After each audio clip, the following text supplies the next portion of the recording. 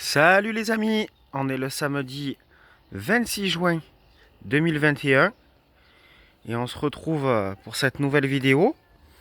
On va faire un peu le... Ah là, voilà, je tombe avec vous sur une abeille charpentière et non charbonnière, comme j'avais pu le dire la semaine dernière. J'espère que vous l'avez vu, elle est déjà en train de butiner sur les fleurs de sauge, qui est en fleurs depuis plusieurs semaines. Oui, donc on va revenir un peu sur la question que je vous avais posée la semaine dernière, à savoir quelle est la principale qualité que doit avoir un jardinier.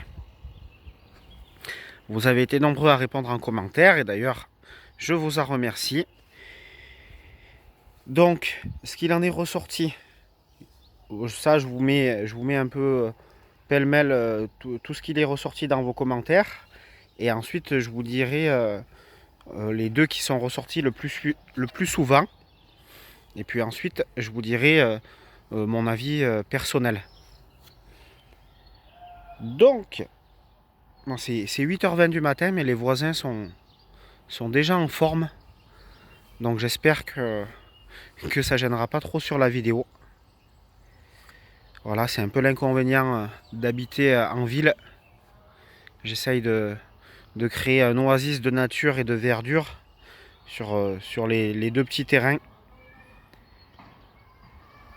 Mais c'est vrai que ça barre pas trop les bruits humains.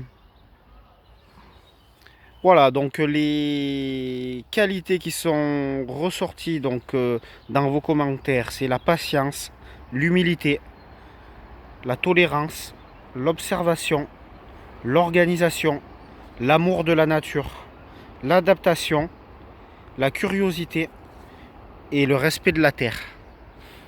Et parmi toutes ces qualités requises pour un bon jardinier ou une bonne jardinière, celle qui est ressortie le plus souvent, c'est la patience. Et celle qui arrive juste derrière, c'est l'observation.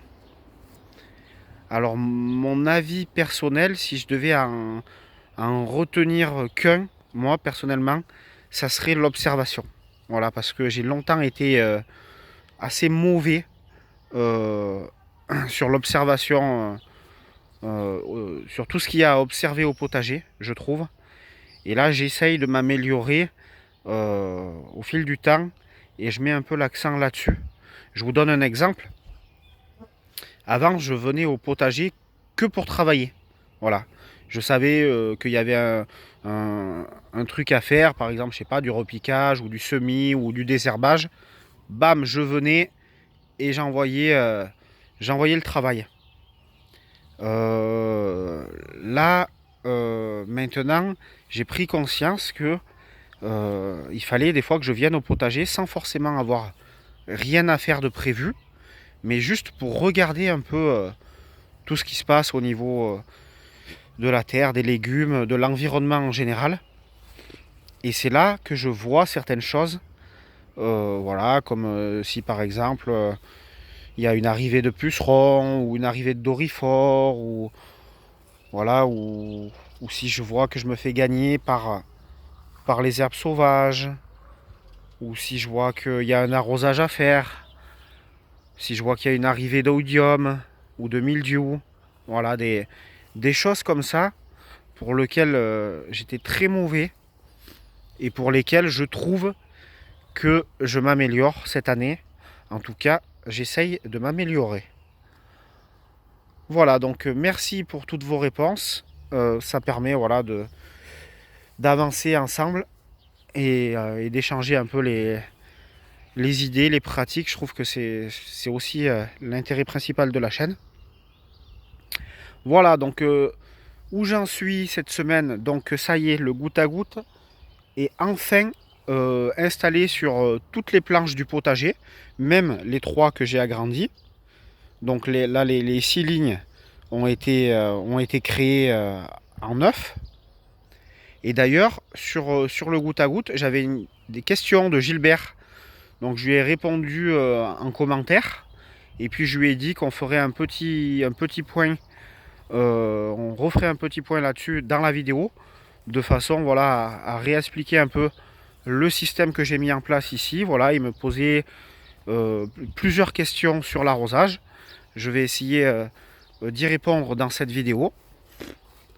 Et donc le système d'arrosage dans le terrain principal, il commence ici. Parce que ici, il y a le forage. Voilà, qui part dans la nappe phréatique. Tout ça, c'était là. Donc une petite pompe classique. Tout ça, c'était là avant. Donc là, il y a plein d'escargots.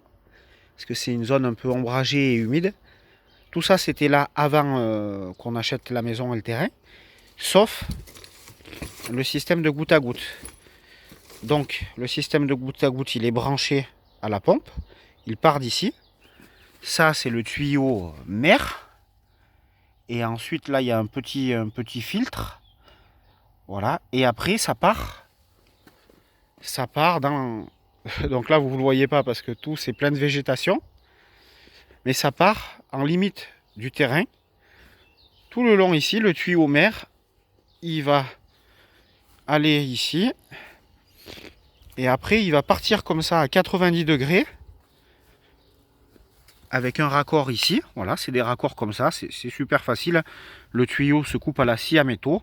Et ensuite, ça se raccorde avec des pièces en plastique de ce type-là. Et là, ça part à 90 degrés à l'angle nord du terrain. On va aller voir ensemble.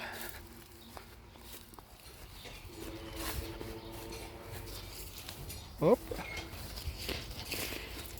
Voilà, ça revient ici. Et ensuite, ça repart comme ça sur toute la longueur du potager. Et à chaque planche, il y a le départ de deux tuyaux. Donc c'est des tuyaux en plastique semi-rigide de diamètre 16. Donc ici, on fait un trou dans le tuyau mer. On vient y brancher... comment ça s'appelle ça déjà, je ne me rappelle plus. Voilà, un système de fermeture de l'arrosage. Donc là, il est fermé. Et là, je peux l'ouvrir comme ça. Voilà. Et là, vous faites la longueur que vous voulez pour chaque planche. Donc moi, j'ai essayé de standardiser un peu la longueur et la largeur des planches. Donc j'ai 4 planches de 18 mètres de long. Et après 9 planches qui faisaient 8 mètres. Que je suis en train progressivement de toutes passer à 10 mètres de longueur. Voilà. Et je vais vous montrer à quoi ça ressemble après en fin de tuyau d'arrosage, de goutte à goutte. On voit le basilic, il est joli. Voilà. Et à la fin, vous avez un système tout simple pour le plier et faire en sorte que l'eau ne sorte pas en bout ici, qu'elle sorte uniquement par les petits trous qui sont là. Voilà, il y a un trou à peu près tous les 30-40 cm. Et donc voilà, tout est arrosé comme ça. Donc ça fait des économies d'eau et surtout ça évite d'arroser le feuillage, ce qui évite les risques de champignons et d'attaque d'oïdium.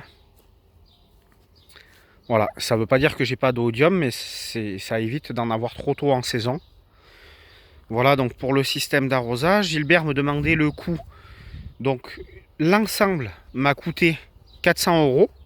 Donc je suis allé dans un magasin d'irrigation professionnelle hein, pour les agriculteurs, mais qui vendent aussi à des particuliers.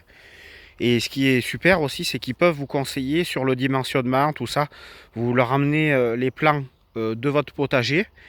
Ils vous demandent des informations sur la pompe et eux, ils vous disent exactement ce qu'il vous faut. Donc ça aurait pu me coûter encore moins cher, puisque j'avais pris tout un système de micro-aspersion avec des tuyaux de ce style-là, mais pas percés du coup, avec des micro-asperseurs dont je me sers jamais. Voilà, donc Avec le recul, si j'avais su, j'aurais acheté uniquement le système avec le goutte à goutte et pas les micro-asperceurs. Mais du coup, je pense que sans les micro-asperceurs, autant pour 300 €, je m'en serais sorti pour l'ensemble. En sachant que j'avais pris du surplus. J'avais pris pas mal de surplus, ce qui me permet aujourd'hui de tirer des lignes neuves pour les planches que j'ai agrandies sans avoir à en racheter. Voilà. Donc je suis pas sûr que ça me suffise pour l'agrandissement de toutes les autres planches qui restent à agrandir. Voilà, comme vous voyez, celle-ci, celle-ci, celle-ci, celle-ci. Mais bon, s'il faut, j'en rachèterai, c'est pas très grave. Donc voilà pour le système d'arrosage du terrain principal. Après, pour le terrain secondaire où se trouve la petite mini forêt jardin, là c'est donc il n'y a pas de forage, c'est un système de cuve de 1000 litres qui récupère l'eau de pluie sur la toiture du garage.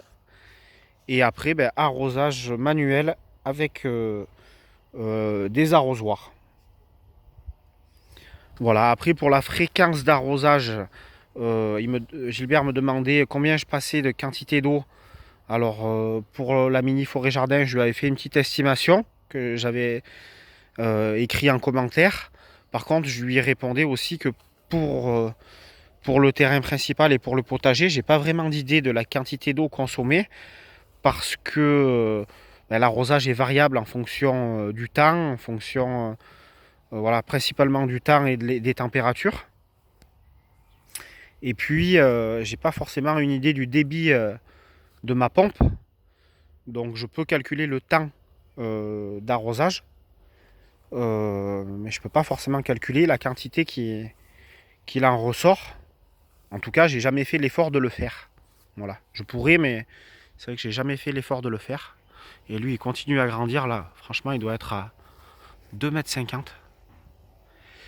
Voilà, donc un grand merci aussi à mon ami David, qui est arboriculteur professionnel et qui est venu, parce que j'avais un souci avec la taille de formation du cerisier.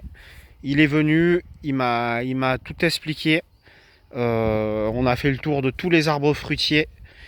Et voilà, il a une connaissance incroyable notamment de tout ce qui est ravageur. Il m'a appris beaucoup de choses. Des choses dont je vous parlerai dans une prochaine vidéo certainement. Parce que là on atteint déjà les 13 minutes de vidéo. Donc je ne peux pas vous parler de tout ça aujourd'hui. Mais je compte vous en parler dans les prochaines vidéos. Voilà, j'espère que j'ai répondu à tes questions, Gilbert. J'espère que tout se passe bien, voilà, pour ceux qui ont un jardin. Si vous avez des soucis, n'hésitez pas à m'en parler en commentaire, on pourra échanger là-dessus. Et puis voilà les amis, on se quitte sur ces magnifiques boutures de thym qui sont en train de s'implanter et qui sont maintenant plus des boutures, qui sont vraiment des jeunes plants. Je vous souhaite un excellent dimanche, à bientôt.